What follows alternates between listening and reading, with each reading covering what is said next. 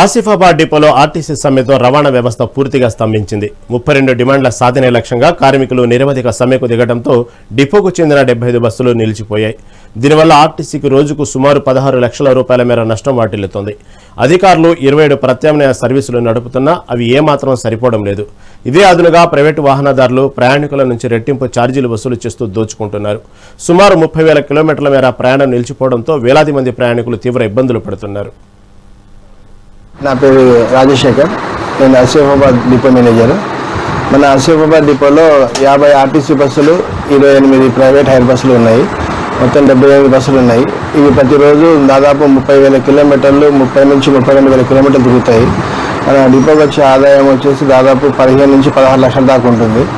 ఈ యొక్క సమ్మె వలన మనకి చాలా ప్రభావితం అవుతున్నాయి.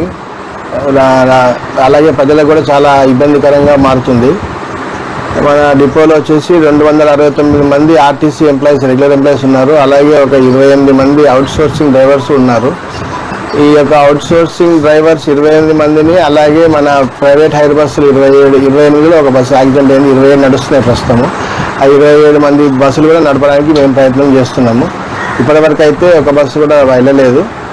వాళ్ళని పిలిపించి మాట్లాడుతున్నాము. ఇప్పుడే అవుట్ సోర్సింగ్ డ్రైవర్లను పిలిపించాము, అలాగే ప్రైవేట్ హైర్ బస్ డ్రైవర్ని పిలిపించి వాళ్ళకి తెలియజేస్తున్నాము ఈ స్ట్రైక్ వలన ఎంత నష్టం జరుగుతుంది, ఆర్టీసీ నష్టం జరుగుతుంది అనే ప్రజలకు ఇబ్బంది కలుగుతుంది. కాబట్టి స్ట్రైక్లో వెళ్లకుండా వాళ్ళు సహకరించాలని కోరడం జరుగుతున్నది.